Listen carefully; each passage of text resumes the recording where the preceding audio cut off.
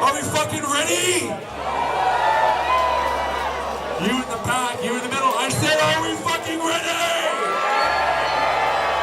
All the way from Sweden to Calgary for the first fucking time. The fucking truck fighter.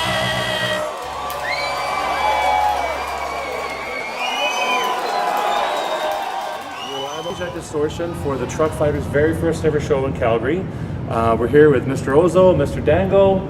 Thank you for finally coming to Calgary. I'm pretty sure this sold-out room is pretty excited to see you guys tonight. Yeah, hopefully. Hopefully. Well, that's why they buy tickets, right? That's why they buy tickets. So you guys are 7 shows into the second leg of your North American tour.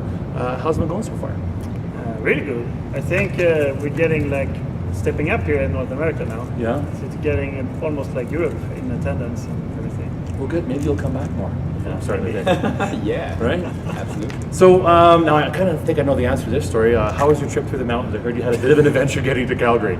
Yeah, we've been in a small village called Jasper. Yes, which is like way out of the way from Calgary. How did that happen? Who was driving? What happened? I think it's your I think it was Aaron. It's one of these situations there. I think it's the we'll blame it on the drummer, right? It's the drummer, of course, or the GPS. So you guys came all the way from Vancouver. You drove to Jasper. Did you get to Jasper before you realized that you were not coming towards Calgary? We had no idea at that point. Yes. We just went through the national park and then suddenly there's no cars and there's a sign, next gas station 260 kilometers. No. Then we started isn't this a bit strange? I mean, Calgary is one of the bigger cities. yeah. Well, man. Well, I'm glad you guys made it here. And a good friend of the scene, the Stoner Rock guy, Dino, put you guys up last night. Yeah. Treat you pretty well, I'm imagining. Yeah. He's a great guy. He's a great guy.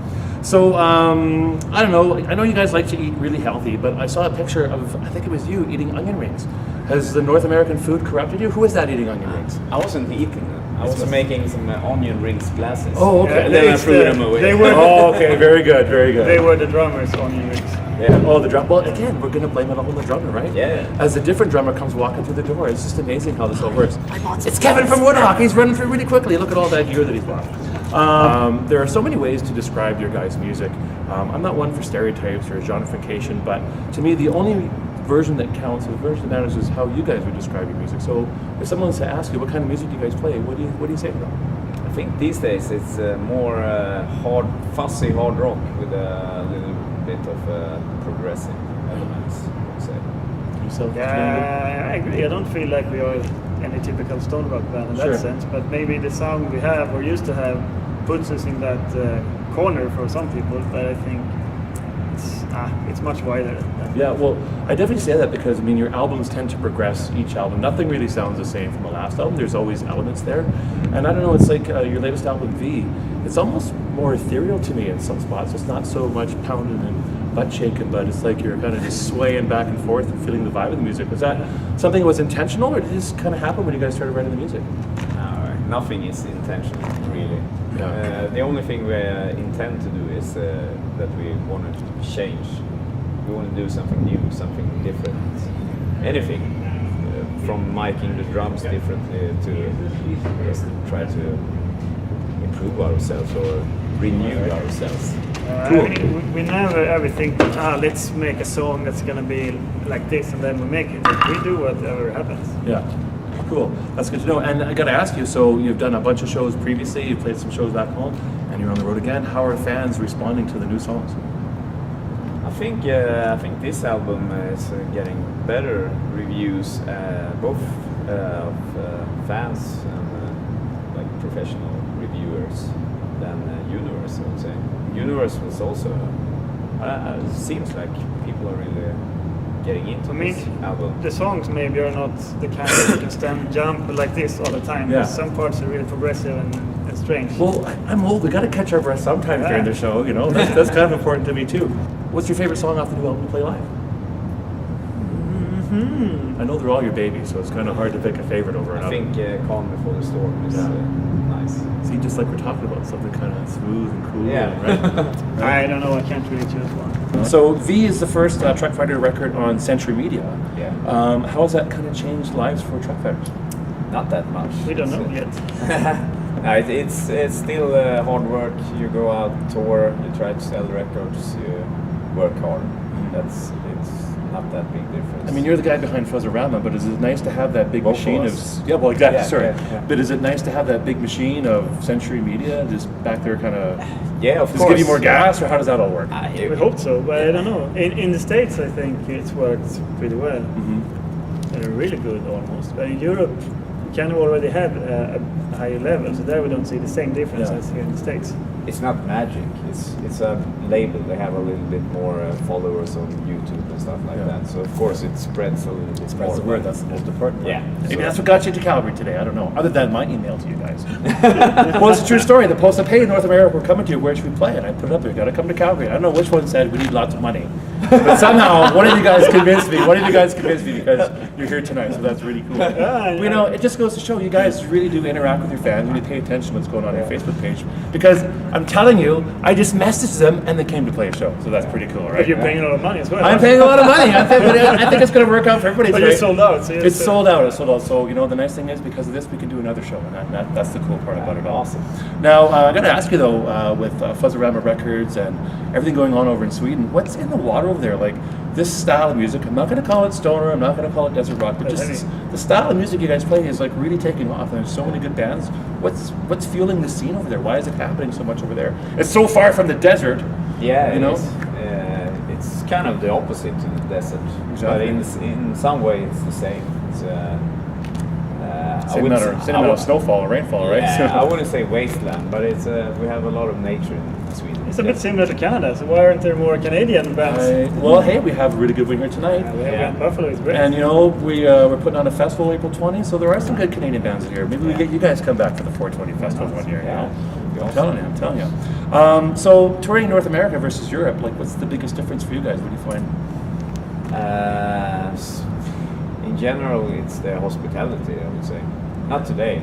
It's awesome today. Oh, okay. I was going to say, what have I done wrong? I don't know. But usually, if you go to the States, especially when we start touring here, and just a few years ago, it was like, hey, go there, play, and get the hell out of here. It's like, can have something to drink, and just it's totally different. Everything is a bit more stressed here. You have later get-in times, less time for sound check. They want to push you out earlier after the show. I mean, this is just generally speaking. Of course, there are places that are great. Yeah.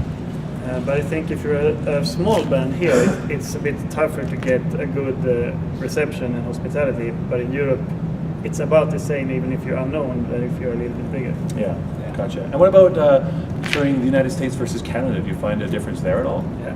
Yeah. What do you find the big difference is besides politeness? I don't know. It's better in Canada. Yeah. Why is that? What do you feel? Like? People are a little bit more happy and crazy and buy more merchandise and are enjoying it more. I would say in general. Of course. But there's also exceptions to that rule. But overall, I think the shows in Canada has that was that people go a little bit more crazy. And maybe they like us more here than I don't know. But I mean, we had an awesome show in Chicago, for example, last tour.